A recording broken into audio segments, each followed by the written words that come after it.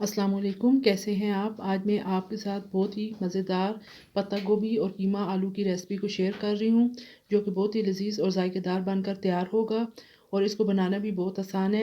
इस सालन को बनाने के लिए हमें जिन चीज़ों की ज़रूरत है उनमें मैंने लिया है पत्ता गोभी तकरीबन आधा किलो। इसको मैंने धोकर बारीक सा काट लिया है। 2 मीडियम साइज़ के आलू लिए हैं और उनको भी इस तरीके से काट लिया है। 3 अदद टमाटर,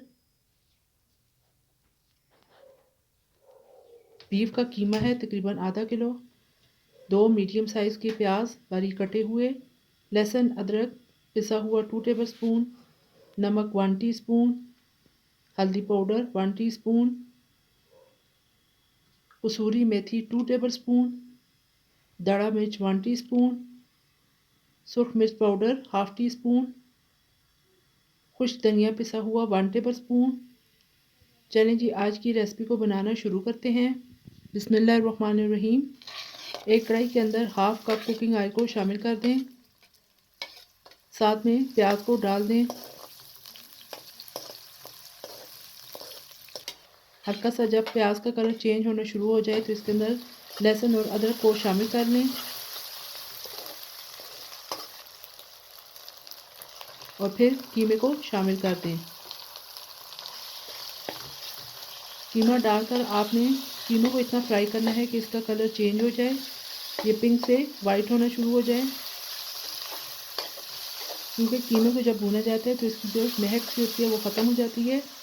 ये देखें इसका कलर चेंज हो चुका है। अब आप इसके अंदर टमाटर को शामिल कर दें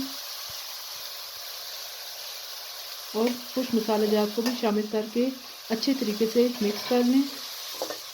फ्लेम को आपने मीडियम रखना है और तकरीबन 3 से 4 मिनट के लिए कवर कर दें।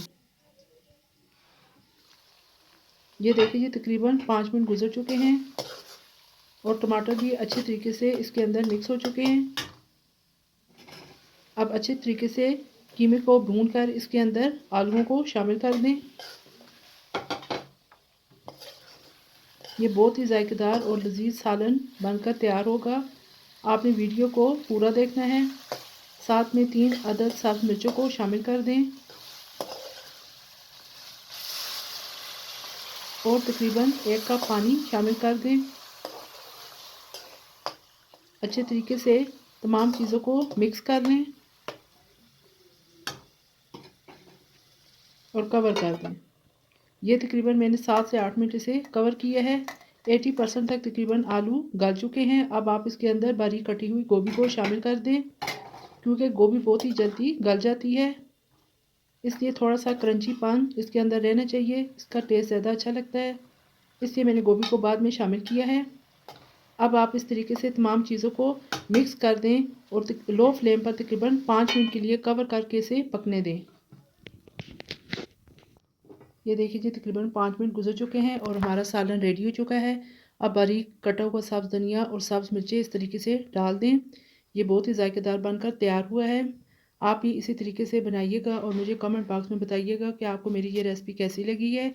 अगर आपको मेरी ये रेसिपी पसंद आए तो लाइक कर दीजिएगा और साथ में मेरे चैनल को सब्सक्राइब और शेयर भी कर दें और बेल आइकन को भी प्रेस कर दें ताकि मेरी हर नई वीडियो आप तक बर वक्त पहुँच सके। इजाज़त दीजिएगा। अल्लाह हाफिज़।